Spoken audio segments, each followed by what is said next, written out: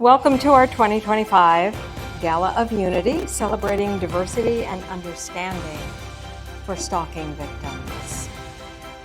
Hello. So when we talk about diversity, we often think about race, religion, gender, or sexual identity.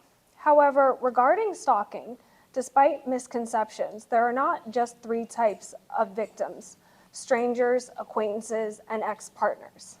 There is more variation than that, more diversity.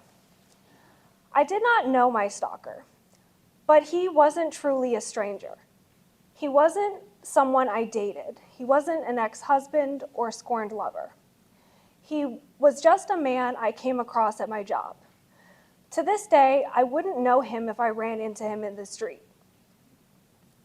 Though he continued to pursue me for the better part of 15 years. It wasn't until I began to advocate for myself that I learned the prevalence and variation of stalking.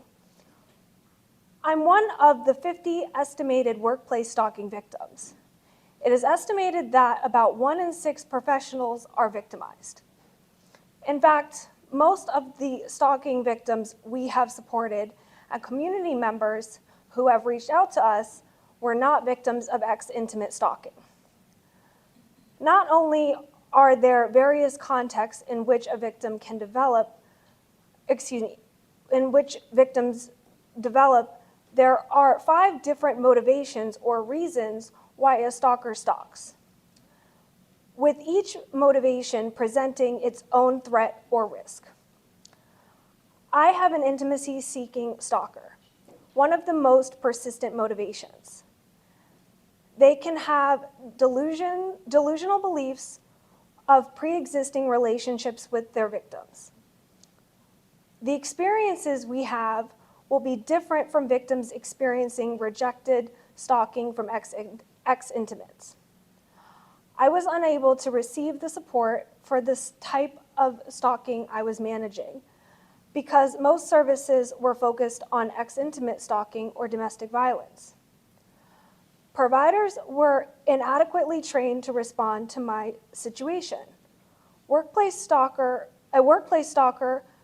who is operating under the delusion that we are in a relationship will have different behaviors. The threat is therefore different. Other victims we have worked with are managing predatory unknown stalkers or resentful casual acquaintances. Victims like myself managing chronic health conditions may face additional complications and challenges. Some of these disabilities put us at higher risk when managing stalkers. We can face harassment or intimidation regarding our disabilities. At Just Stalking, we help victims evaluate their individual risks, often overlooked, including housing, finances, and transportation, among others. This past year, we worked to identify tactical response strategies and resources that victims could use to help themselves feel safer. At our summer resource fair, we were fortunate to have exhibits from Strong Her to discuss self-defense and Able Locksmiths to discuss home security. Assessing the stalker's relationship to the victim can help victims identify what the stalker may know about them, their access to them, and other risks. I was fortunate that my stalker did not know much about my life. Therefore, most harms came from me challenging his beliefs. Victims can glean vital information about how to tactically respond by understanding more about their stalker and the situation. I had to navigate my stalker's behavior and respond without guidance. The feedback I was getting was based on the minimal information available, primarily focused on rejected stalking from ex-intimate victims, which was inappropriate. Victims often ask, why is this happening, and what can I do to stop them? Neither question can be perfectly answered, but we are trying to give victims and others tools, tips, and resources to help. One resource we provide our stalking logs we developed for victims and bystanders. Among other things, we focus on the fear requirement identified in the Maryland stalking log and demonstrating the type of behavior the stalker is engaged in and how the victim responded. This can be useful in the midst of a crisis and later in legal proceedings.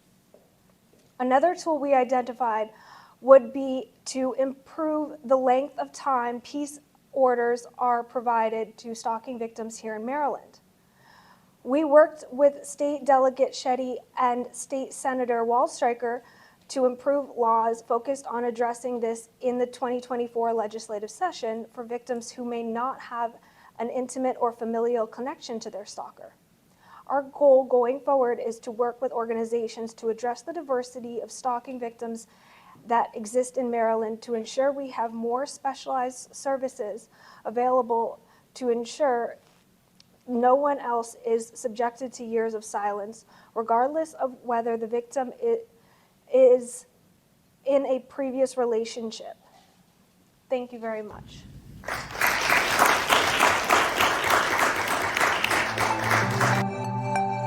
Thank you so much for watching. To see more from our annual gala, click the top video. Please remember to like, comment, share, and subscribe to our channel. I'll see you in the next video. Stay safe.